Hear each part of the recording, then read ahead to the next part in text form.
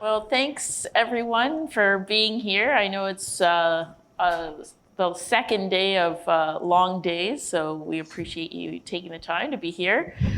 As out of curiosity, because we were having this conversation earlier, how many of you were at the traditional ecological knowledge session this morning? Just so we get a sense, especially, okay, you're not supposed to put your okay, good. Because I think in some cases we may make some references to that, so it's just helpful to know a little bit about that. So I'm Jennifer Spence. I'm the director of the Arctic Initiative here at the Belfer Center's at the Harvard Kennedy School. And I'm absolutely thrilled to play the role of moderator, which is super easy with a panel like this, since I know they'll have amazing and phenomenal things to say.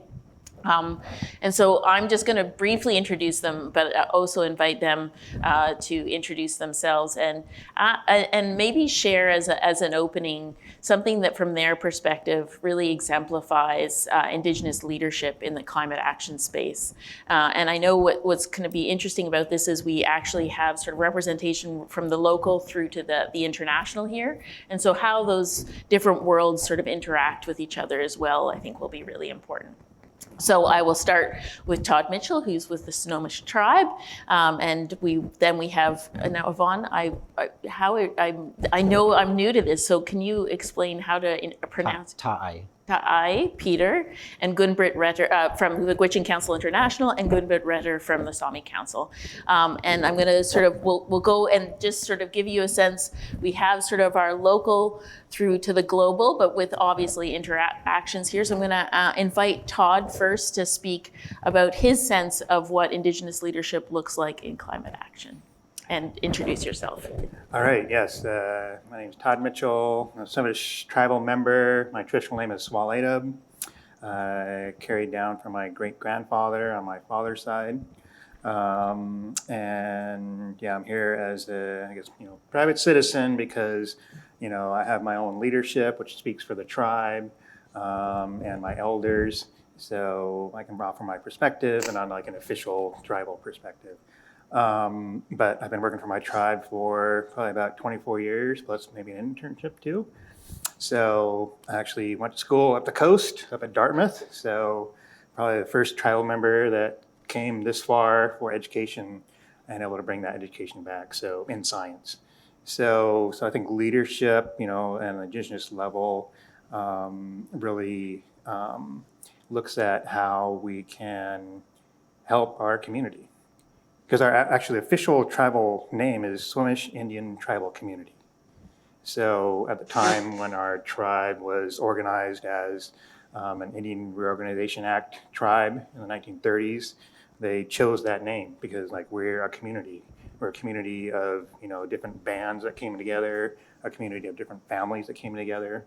So everybody's interrelated. So our leadership, they take, recommendations from our technical staff, our legal staff, et cetera, to, for the betterment of the community because we're all related. Everybody's an auntie, everybody's an uncle. So, we're really, really looking out for our tribe, but also looking at innovative ways to find ways to adapt. So I think we're one of the first tribes that actually have a complete and robust climate adaptation action plan. So we started with a climate proclamation in 2007. So even back then, we knew there was climate things changing and coming along that we needed to start thinking about. So in those couple of years, they put together the project from a grant project to start with a technical report and get on to the action plan so that we have a roadmap or at least a laundry list of things we could do to adapt. So we know we had a long time to adapt, but things have sped up. So I think our leadership is really willing to listen because we have experts. We have our own experts. They've really gone out to find those people or bring them back like myself to be like, we need these people that have the intelligence, they have innovative ideas to really help our community. And just to build on that for a second, I mean, and this is me linking back to the conversation from this morning, is what does it mean to show leadership for community versus as individuals? What does that mean in a local context about how decisions are made and taken? I mean, in particular for the adaptation strategy, maybe, for example. Yeah, I think we've heard, I mean, I heard many of the talks or the session today where they're thinking about how do you make sure you get the information from the community before you go too far down the road. So that's what we do. We make sure that we hear from our community, we hear from our elders before we get too far down the road and be like, veered off path. It's like, this is what we want to protect. And if you're over here, then it's like, oh, well, I got to back up and go this way. So that we really think that way. So we don't get off track because I can learn and gain my wisdom over the years, but my elders, my leaders, they have a lot more because they deal with a lot more issues than I deal with, across social services and healthcare and economic development and so forth. And I'm just science. So when we kind of put all those together to make sure that we outreach to the community. We hear their views on any particular subject or aspect so that we can make sure that either adaptation strategies or tribal policies have that incorporated. Fabulous. Thank you. To I. Shotna Gwich'in Kunzi, Shorita Kaiferse Oji, Vashank Ogatanisha, Vashank Oi Chan Tanan Gwich'in. That's Gwich'in. I just wanted to greet you this morning in my language. I was really happy to hear some of the native language on the panel this morning as well.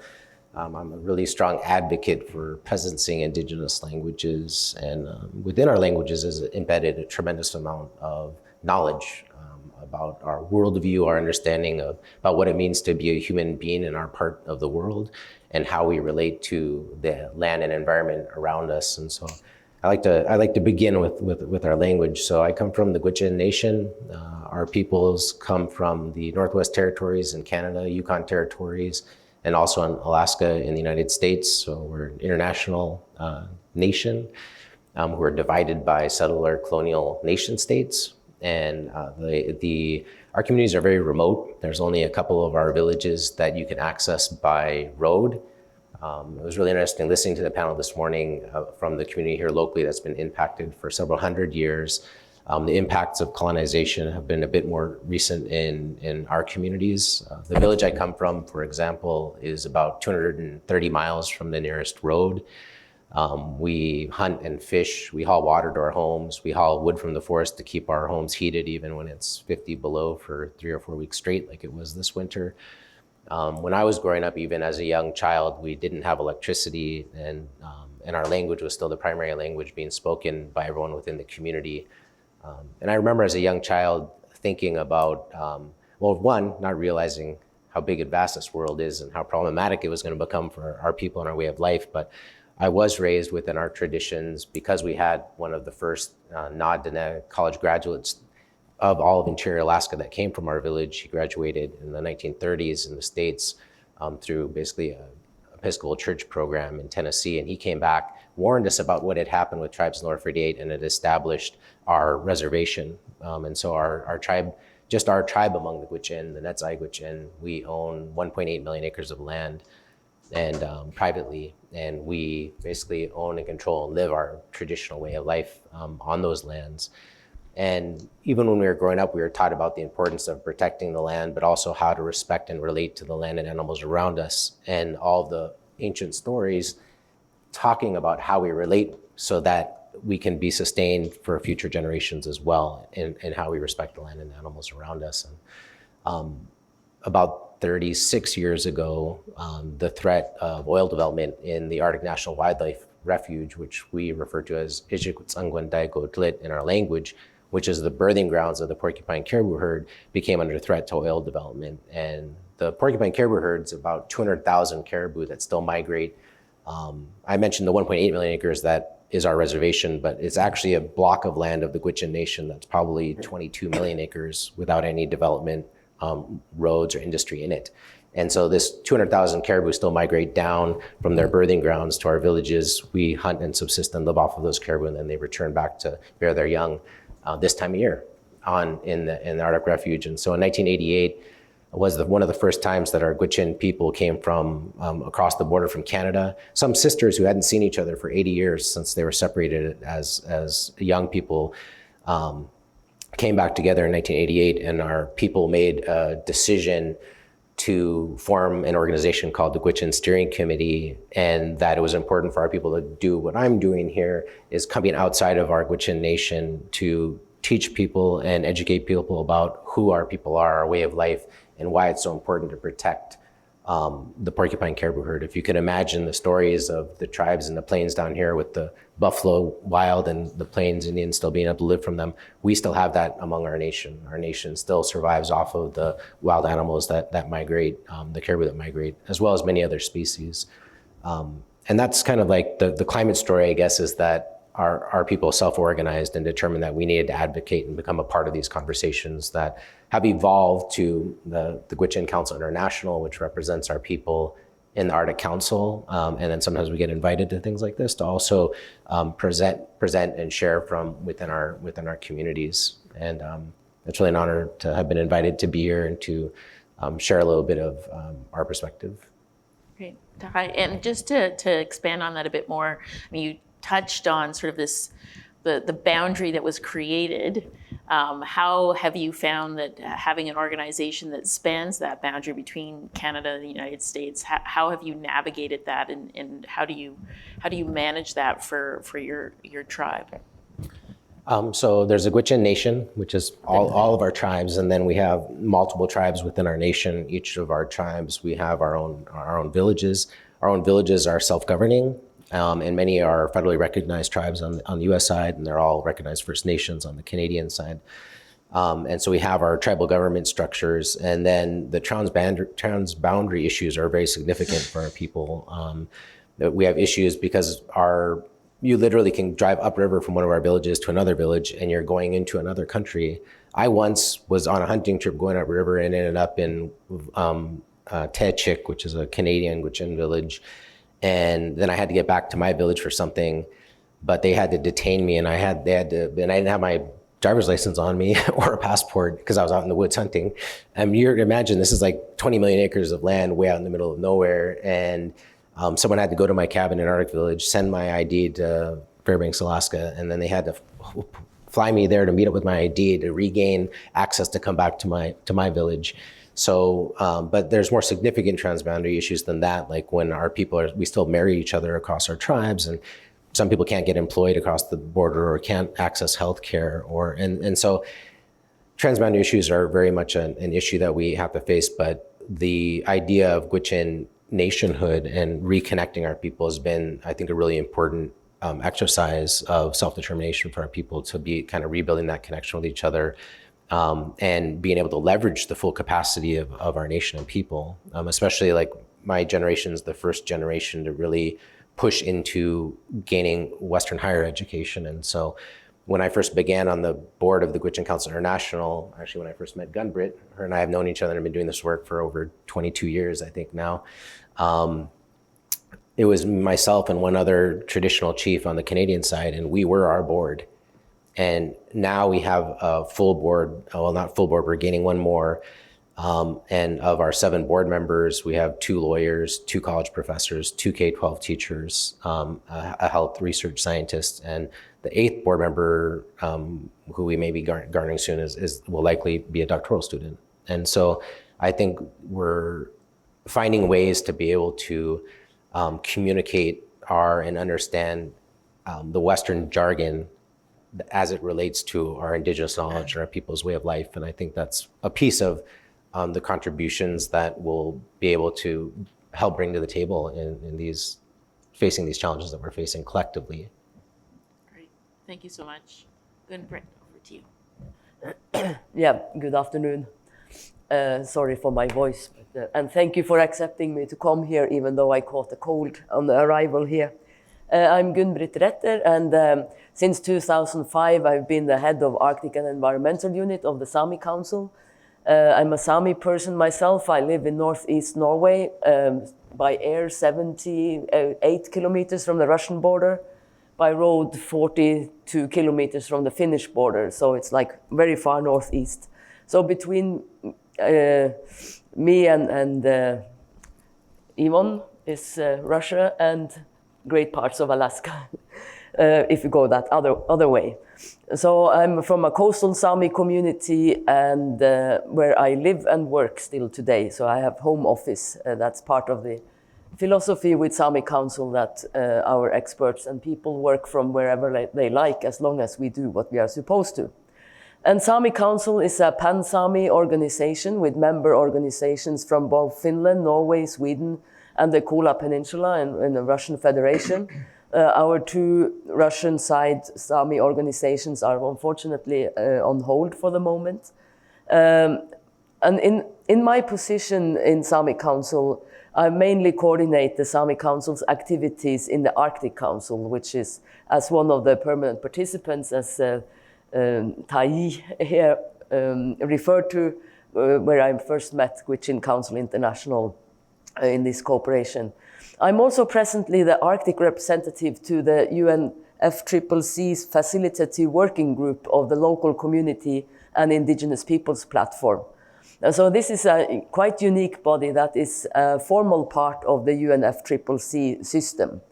And the Facilitative Working Group consists of 7 experts nominated by the Indigenous Peoples social-cultural regions, Arctic being one, North America being another, and there are 5 others, and 7 experts nominated by party or state groups under the UNFCCC. And I would like to use exactly this Facilitative Working Group and the LSIP, as we call it, Local Community and Indigenous Peoples Platform, as a case to exemplify Indigenous leadership. And I think the worldviews and perspectives that we heard from my 2 Indigenous brothers here is the views and perspectives that we try to bring into this mechanism under the Climate Convention to influence the climate policy and climate actions coming through UNFCCC and its parties, also at the national level. So Indigenous peoples and local communities contribute distinct values, worldviews, knowledge systems, and traditional practices, among others, to the global community's collective efforts in addressing climate change and building resilience. And this is recognized in the UNFCCC. So in decisions under the Convention and the Paris Agreement, parties have recognized the important role of Indigenous peoples in relation to the stewardship of and living in harmony with nature, and also in effective action on climate change. The trick is now how to bring it from the local level we heard here and into this global fora. I should also mention that also the Intergovernmental Panel on Climate Change, IPCC, highlights the significant potential of the knowledge of Indigenous peoples and local knowledge systems to provide important understanding for acting effectively on climate risk, and that rights-based and inclusive approaches lead to more sustainable outcomes.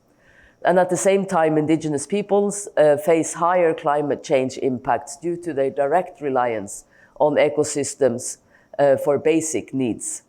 I don't know how much you want me to elaborate on this. Yeah, the LSIP serves as an inclusive and formal avenue for enhancing the participation of Indigenous peoples and local communities in the FCCC process. So I have this so fresh in mind because I was flying in from Bonn to make it here. There are still, it's an intersessional meeting going on there, and actually the LSIP, this was for review, and its new work plan is also under discussion. We just concluded those discussions before I left, or actually they concluded yesterday. But the SAPSTA still have to decide that, but it seems to be an agreement. So that we receive a renewed mandate. But briefly on the function, its function leads to enhanced engagement of diverse knowledge systems, values, and practices, and innovations in the ethical and equitable design and implementation of climate policies and actions.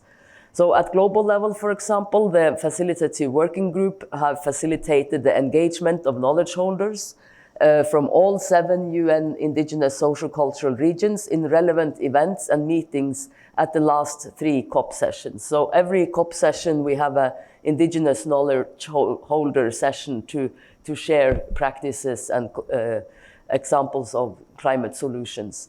At regional level, the facilitative working group have facilitated the organization of regional gatherings. So we had an Arctic one in nearby my hometown, Gwich'in, in October last year, which was knowledge holders from the Arctic region. And we made a joint event with Arctic Council, so also Gwich'in and Athabaskan and Aleut were included, and Ripon, who in the UN system belongs to North America and Russian region. So the Arctic is represented in 3 different regions in the UN system, so, which I think is a strength. And also at national level, the FDWG facilitates the exchange of good practices for inclusion of Indigenous peoples in the design and implementation of climate policies and actions. So we try to provide input to the national, well, not input directly, but to encourage parties or states to include Indigenous perspectives in their national determined contributions and adaptation plans and so on, by example at the global level. So I think I can stop there. I could go on. I have more notes, but I have to spread them into the questions that might come as well. Wonderful. Thanks so much, Gunn-Britt. So one of the things that strikes me, I mean, you've now sort of laid out and quite beautifully the sort of from the local to the international. From your perspective, I mean, all of you have worked in these different spaces for a long time. I'm not judging age at all, as I sit here. But what Started young. But what from over the period of time, how much have you seen an evolution in the recognition of the importance of Indigenous leadership, Indigenous knowledge in the climate space at the different levels that you've been working? Do you feel like it's changed, or do you feel like you're still saying the same things you said 20 years ago? Todd?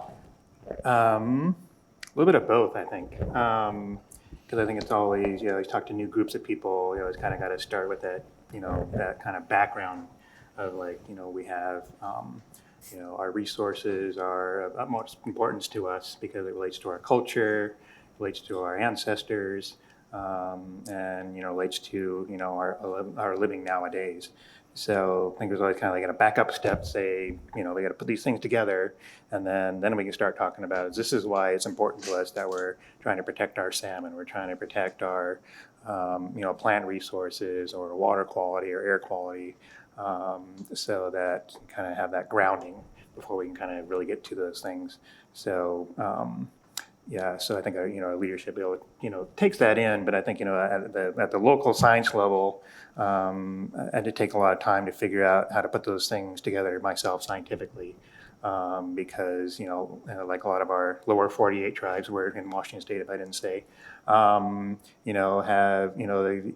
trying to recover from long-term systematic historical trauma. So my grandparents were of that era when they went to the boarding schools in the late 1800s, early 1900s, and they were language speakers, and they didn't, my dad's generation didn't really learn it because they didn't want to teach them. It's like, you got to acclimate, you got to learn English, you got to go to school, learn to get a job, in the colonist kind of world. So luckily there's bits and pieces of, oral history that was recorded here and there, and trying to pull all that back and actually use it, putting it together with our Western science to really protect our resources. So I spent basically, a generation trying to figure out how to put some of those things together, or make sure that information is available for whatever we do research-wise now or for the future. So I think, trying to put that into leadership perspective, trying to get that information, out there, either to our leadership or, to whoever our leadership may be working with, on the political side of things, or, at the state level or the federal level, or even the local level too.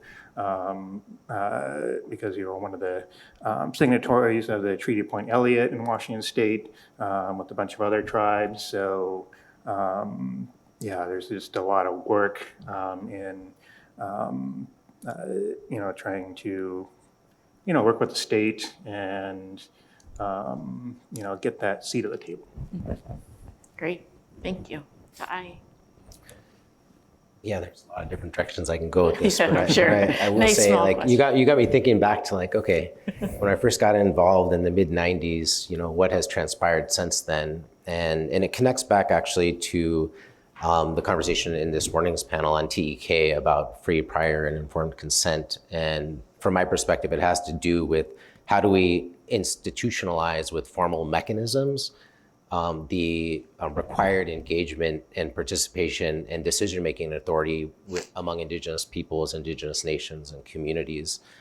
And so when I think back to when I was first starting, we were still engaged in trying to push for something that became the UNDRIP, the United Nations Declaration of Rights of Indigenous Peoples. That wasn't enforced. A permanent forum on Indigenous issues going within, a United Nations context. The formation and formalization of the Arctic Council that included permanent participants as equals, for the most part, with the senior Arctic officials around the table. So we were participating in all the conversations. So I think from one perspective, yes, things have shifted. And even with the panel this morning, hearing an Indigenous representative within an institution like Harvard being able to speak freely about the dynamics and history, and the need to still lean in to push for further changes so we can build greater institutionalized equity within institutions that have a lot of influence, and that being accepted and welcomed by the institutions.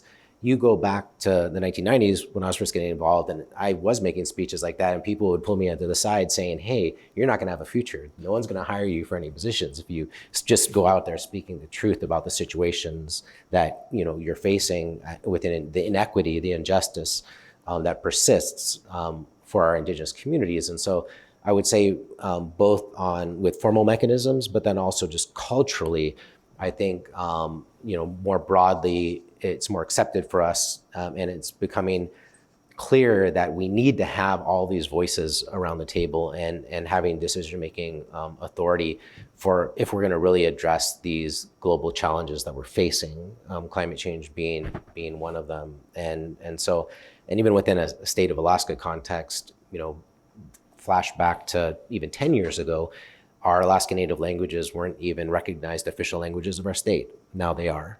They're still not in many states within the United States. But I think when I also think about climate change, the last point I'll make on this is that it's really hard for, I think, our peoples to think about just climate change because our worldview is holistic and we see and understand how everything is connected. And so when we think about, I mentioned the caribou are a major source of food security, but they're also a foundation to our traditional stories, our identity. We're referred to as the caribou people by many people. But to the south of the Gwich'in Nation, we have depended for 14,000 plus years on king salmon.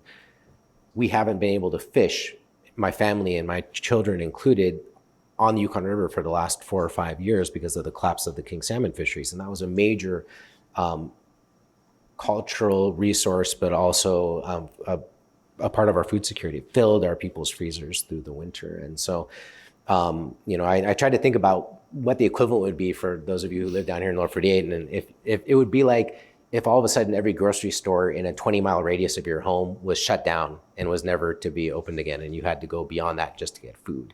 It would be probably pretty shocking for most of you. And you're not allowed to move because you have to stay situated where you're at. But this impact of the collapse of the king salmon is even greater than that for our people. And so, because it impacts our mental health, physical health, it has economic impact, it ties into climate change, but it also ties to fish trawling and overfishing in the open seas, which is an issue that's going to continue to grow as Arctic fisheries might be opening up. So what are these implications for our communities? And it's very concerning. My point there being that it's really hard to disassociate climate change as just one issue, not understanding how it's interconnected to a bunch of other issues that affect our people and our way of life. Fabulous, thank you.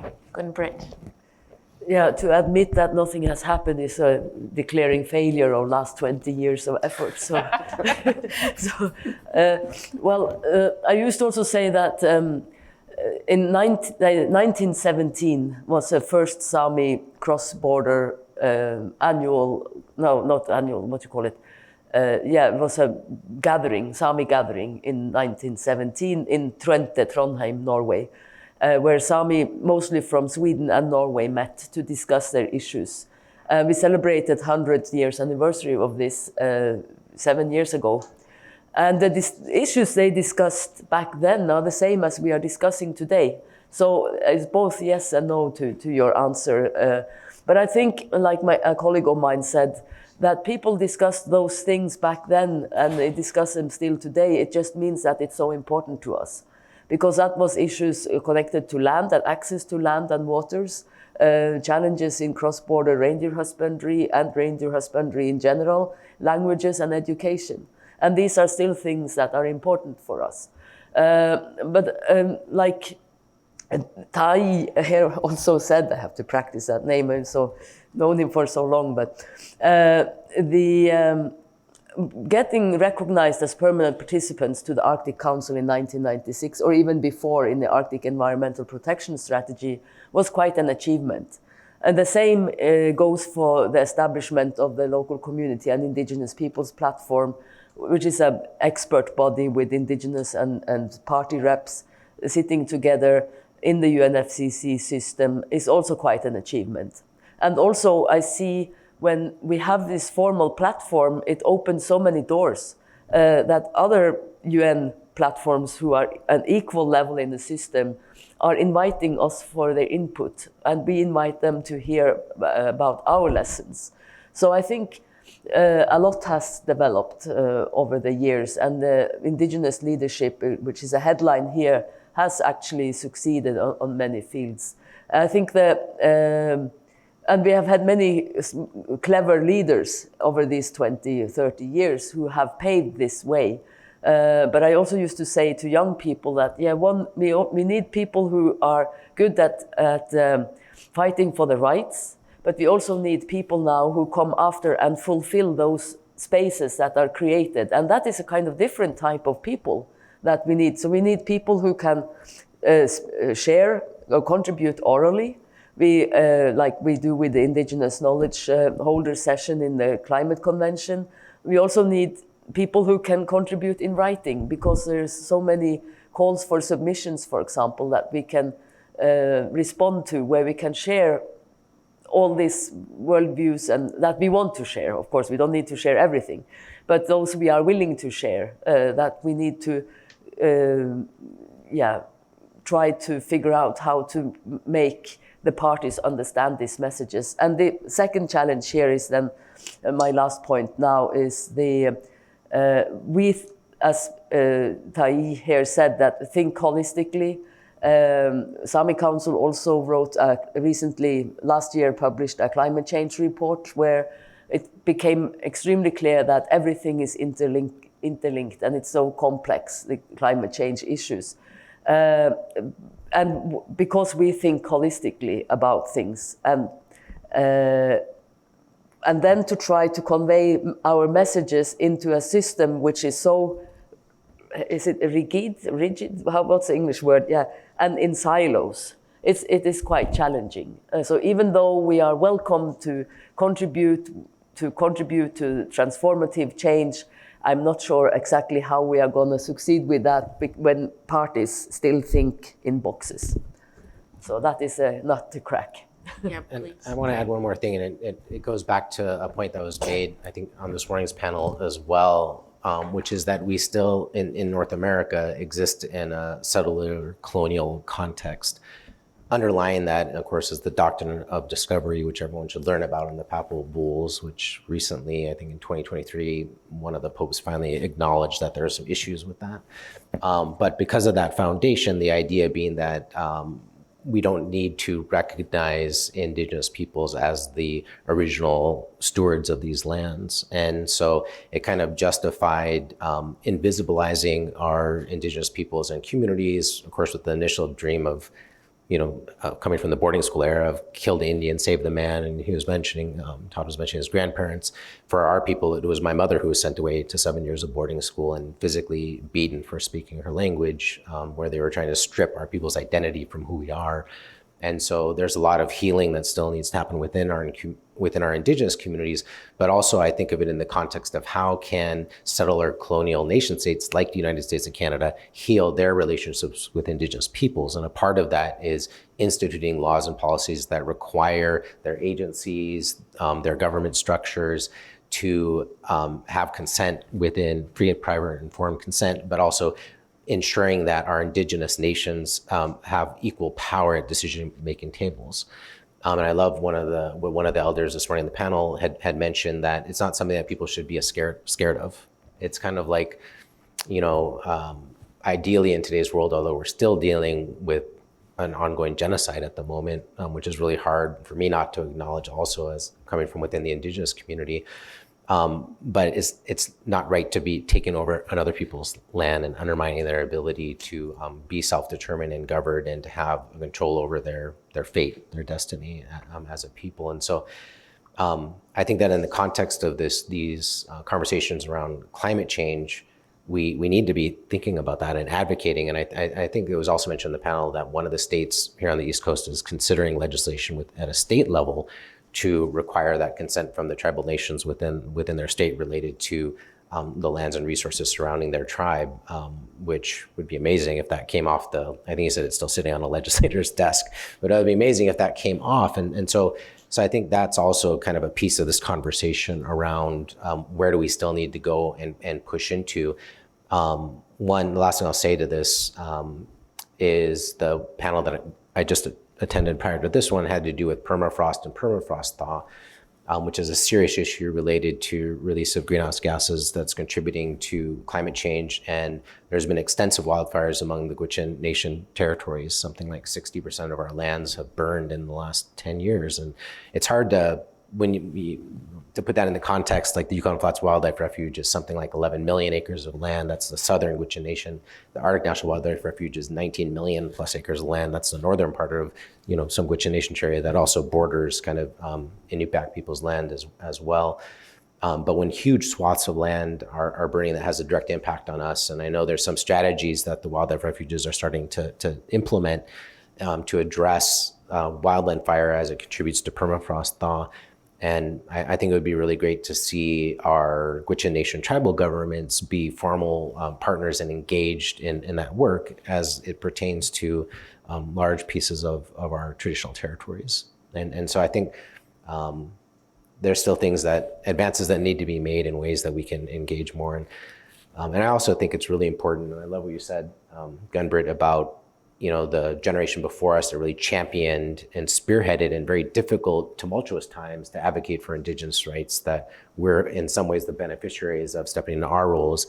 And now in our generations, I would say we're trying to create more space for a younger generation of Indigenous people to come in, but in particular to get them supported to be trained up to become scientists that are specialists in areas so that they can represent our people and be engaged in some of the scientific work that connects to the lands and environment surrounding our peoples. Fabulous. Okay, I'm going to ask the group one more question, and I'm going to open it up. So if you have questions, all three of you, one of the things that strikes me, incredibly articulate, incredible depth of experience. The other thing that strikes me is that you've all basically performed the function of translator.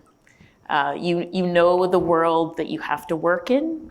The bigger sort of world is, I sort of spoke about the boundaries of that world and how it functions, and so you can navigate it. And in that space, you've tried to be leaders in pushing recognition of Indigenous knowledge and its place in climate action. How do you, if you had one message for people that need to sort of understand what it's like to have to cross those worlds, what would your message be about the importance of that role and what role they can play in that space, like as people who are you're trying to encourage to understand the importance of it? I don't know, that was a very messy question, but Todd, do you have thoughts? I mean, you're right on the ground with it. So. Yeah, because I think, think of that, we're the first stewards, so it's like, but we think differently. So, everything's interrelated and interconnected. So trying to, get that message across. But giving our leadership the tools to also get that across too when they're, sitting at the table with the state or federal policymakers. Because when we had that climate proclamation, we did a really good job of, taking all little pieces and like, oh, we're going to work on all these little things. So it's like, I always think of climate change, at our tribe is like, it's everything at the same time, but also nothing at the same time. It's like all the projects we do have an aspect of climate change. So that means it's a climate change project? Maybe. Or does that mean, we would just have, a bunch of products that have an aspect of climate change in it? So trying to, package those things together, it's kind of hard because everything's interrelated. So if you're, working on something over here on salmon and, related to water temperature, is that really a climate change project? But we've kind of, I've thought ahead too. So I don't know how, like you said, I don't know how old everybody is here, but, I'm not too far away, thinking about when I'm going to retire, because, I've been out this for a while. So we actually started a high school Indigenous science class for our youth, so we can get them familiar with the work we do at the tribe, why it's important, how it relates to our culture, how it relates to our governance and our sovereignty. And it's actually called Between Two Worlds. So you can kind of think of it many different ways of like, we're separated from the town next to us by a waterway. So it's like one world's the reservation, the other world's the town. One world is Indigenous science, and one world is in Western science, or many different ways. But those are kind of the main ways we think about it because, we kind of, need that next generation to, take what we worked on, what we've learned to the next step. So like you were saying, like we stood on the backs or, stood behind our elders that, spent a lot of time just trying to get our information out there so that they could get policymakers to listen and so forth. For us in Washington, really kind of came down to the Bolt decision in the 1970s where, the decision said, by treaty, the tribes have the right to half of the fish. So when we co-manage things, we're not just protecting half of the fish, we're protecting all the fish. So it's kind of the same with the climate change. Like we're not just protecting our little piece. Everything we do, is interrelated and it protects everything for everybody. So trying to think, how do we get that? How do we keep that message going? How do we get our next generation to like pick up the reins? Whether that's, my children, we're not going to force them to do what they don't want to do, but, somebody, from our tribe, hopefully, takes on that education and, gets that college degree and advanced degree so that they can think in that world of the Western world and put together the culture and the Indigenous science. So when, we have these, bigger and larger climate change issues in the future, they can rely on that Indigenous knowledge and culture along with the Western science of data and so forth and put it together to say, I can think of these innovative ways to protect our resources, whatever they are. Fabulous. Thank you. Ty. Yeah. Just so you all know why two people who have known me for a long time are struggling with my name. I've been making a shift towards using my Gwich'in name instead of my English name. And so it's just it's a part, this is only half of it actually. My full Gwich'in name is Ta'ai Kaishriltsai, which means he received a paddle that had been made by an ancestor during ceremony. And that happened with a southern tribe, not a Gwich'in tribe, but it was an important and tied to an ancestral story. And one of the projects I've been working on is building a dictionary for my language. And what that has required is for me to be spending a lot of time over the last 3 years with some of our elders and really strong, highly proficient first language speakers, the oldest of which didn't even go into more of our urban Gwich'in villages until they were in their early 20s. And were raised by my grandfather's generation who helped raise me. And his generation was the last who lived fully on the land nomadically before we even transitioned into our village, which wasn't until like about the 1940s. We didn't even really have the first missionary come to our people until about 1860. So, and that was my grandfather who helped raise me, his grandparents' time when they first saw their very first non-native person. So when I was mentioning this like colonization and these impacts being quite recent for our community people, that just to give a little bit more context for it. In building this dictionary, I've had to learn a lot more about my language and being able to see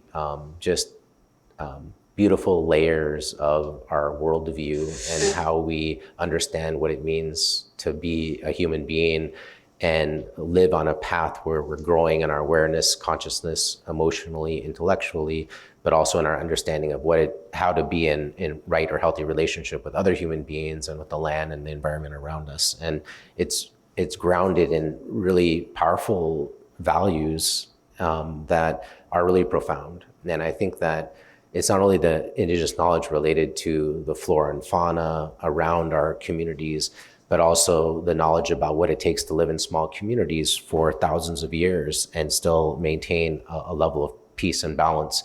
Not to romanticize the past, because there were certainly conflicts and some small skirmishes and wars that broke out from time to time, but we live sustainably. And so I think that, and in my village, like just before I came here, I was harvesting birch trees to make bow and arrows, because of one of the elder mentors who's teaching me the language.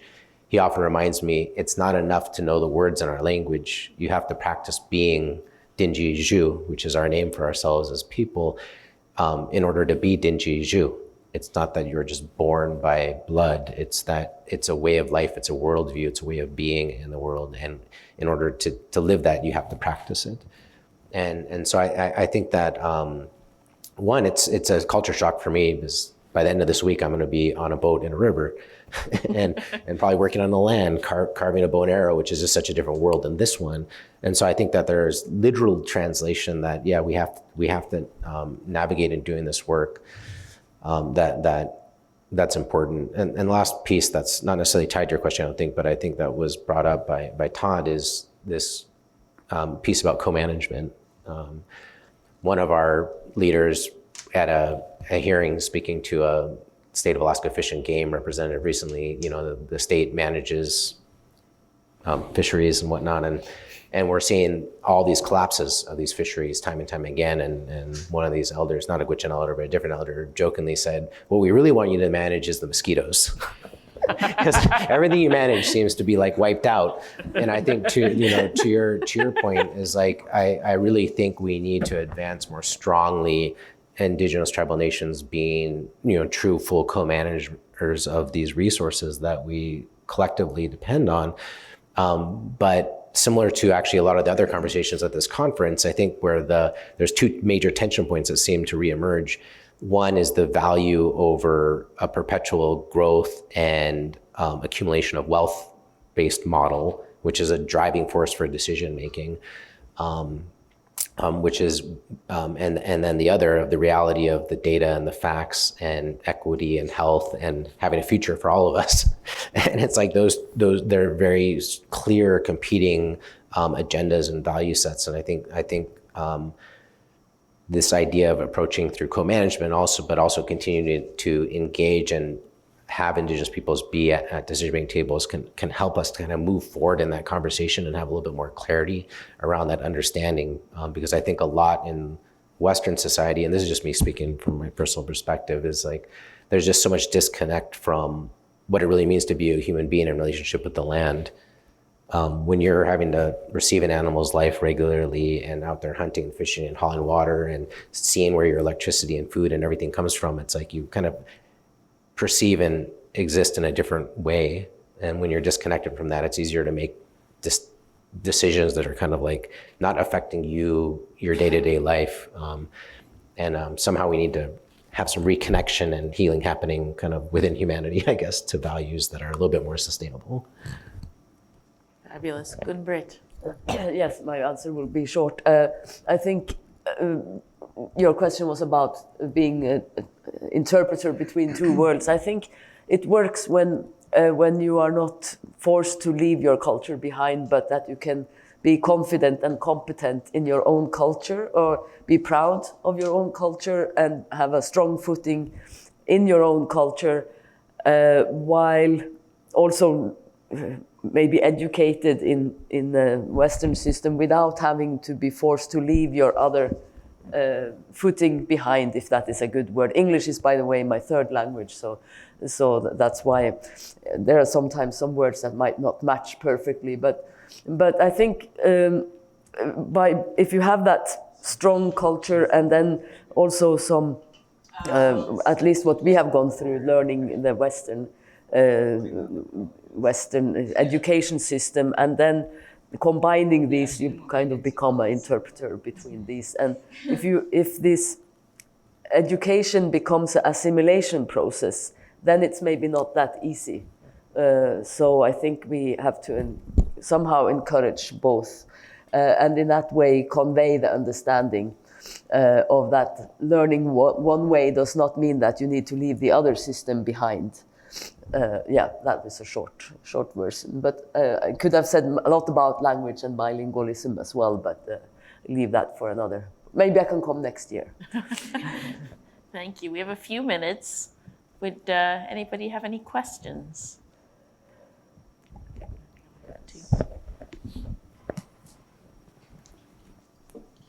Thank you, everyone, for coming. Evon, I actually want to say Masik Cho for coming, because I've done that flight quite a few times, and it is a doozy.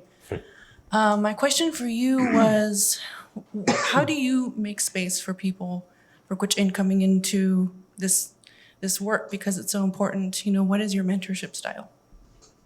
Yeah, I almost felt like I needed to grab that mic. I so appreciate that question, because I think it's so critical. So within the Gwich'in Council International, we have a youth program where we outreach and we try to engage youth. And when I wasn't necessarily invited here to represent Gwich'in Council International necessarily, but for the Arctic Council related work that we do, we try to do advertisement and recruit young Gwich'in people to be able to come along with us so that they can start garnering some international experience. I mentioned I'm a half-time building a dictionary for our language. My other half-time is I'm a health research scientist at the University of Alaska Fairbanks. And there, I'm really trying to help indigenize the academy by finding all of the different ways that we can engage Alaska Native and Indigenous leadership at all levels within the institution when we do and conduct research projects. One of the projects I'm doing right now is on the impacts of climate change on Alaska Native health. And we're working with 4 villages. My village is one of them. We have some young council members in the village council who are both 20 years old, and they're the representatives of our community on this research project. But because I'm on the project as well, as I bring them along and they attend our research meetings, I'm also helping to teach them our language, but also, they're our representatives, they're our elected government officials. I've served as a former chief of my tribe through my 20s, so I have some background in tribal government as well, but I'm not a formal representative right now. But while I'm out there, they're also getting to see how I'm engaging with people outside of our community as a Gwich'in leader, and then they're also being represented. And so I think for me, I just try to find the ways and the pathways through which in the institutions and organizations where I'm involved, where I can find space for younger people to be involved and gain access. But I also encourage our young Indigenous people we have to have a hunger for our language, for our culture, for identity, to be involved for our future. And we know actually from health research that young Indigenous people who are engaged in efforts of self-determination and cultural revitalization, it's a protective factor for them to be healthier, to reduce suicide and other things that are impacting our communities. And so I think that we're finding, I couldn't speak like this to these issues 8 or 10 years ago. So I think we're advancing in our understanding and our clarity and being involved. But those are just some of the ways that I try to engage and work with mentoring of young Gwich'in people. Over here. Hello. Thank you all, Anushik for everything that you do and for being here and sharing. I have two questions, although I think one of them might feel larger than the other, but I'm hoping it's not. I'm curious, in your experience, and especially international experience, what is the relationship like in terms of Russian indigenous nations and Arctic pressures right now from a militarization standpoint, from ongoing, I think, coming from international political realm, I think about China as a self-proclaimed Arctic state and some of their attempted exploitation and relationship or lack of relationship building. So I'm curious about those stakeholders with regards to Arctic sovereignty. But I'm also curious, the Antarctic treaty system versus the Arctic, when we think about regulations, when we think about research protocols, and also just humanity versus where humanity is perceived as not being, although I think indigenous people at the tip of Patagonia would disagree. I'm curious from those two standpoints, one being, I guess, more of the stakeholder relationship in indigenous sovereignty for the Arctic, and the other one being a little bit more of the different and opposing political systems that colonial systems have already made, and then where indigenous voice or similarities or things that you might want to take from the Arctic system, the Antarctic system, that could be beneficial in the Arctic. Mostly there, the fact that Antarctica is only for research and theory, although we see that otherwise with fishing still. Gwich'in, do you want to start us off? Yeah, that was a very complex question. So thank you for those. What I can say about what comes to, we have Saami membership on Russian side. I don't know if it can answer your question properly, but when it comes to the Saami engagement, we felt we were forced to put the Saami membership on Russian side on hold. Firstly, because when the war broke out, we were threatened, is maybe not the right word, but anybody who gave funding to us said that if any of our funding goes to any citizen on the Russian side, they will cut our funding. So we were actually put in a very, very awkward situation where if we were working with our Russian brothers and sisters, we would put all our organization at risk, because Nordic Council of Ministers is our main funder. That's one thing. Now that is out of question. We could work with Russian participants if we could. We wouldn't risk our funding, so that is solved. But the other now is that we are not sure what will happen on the individual level security of individuals that work with us. So because there are laws in place in Russia that might be enforced if they so wish, that it's not decided that they will follow up on a daily basis, but if they want to go after people, they would use those laws that are in place to put people at risk. So we are struggling now to find what would be a good way to engage with our Russian members. I can also say that some of the younger Russian leaders have left the country and are in Norway and on Sweden. That was that part of it, which wasn't your question, I think. We also, in the UN level, we work with other indigenous people from Russian side, and they are not in an easy situation. So they try to hold a low profile, but they are still able to participate in UN level meetings, which is good, because then we can have a conversation with them and know what is going on. But when it comes to the sovereignty and that kind of questions, I'm not sure if I'm able to answer that. I'm also not able, I don't know if I can answer the Arctic Treaty question other than when that has come up, I heard those who know about this better than me say that there is already a legal system in place for most of the Arctic areas, so a separate Arctic treaty is not needed. But I know some people would still want to move towards that, but I don't think that discussion is, well, at least in Arctic Council where we are, because Arctic Council was on hold for a couple of years, it's now slowly getting back to work So I haven't heard anyone discussing any treaties for some years, because there has been other things to.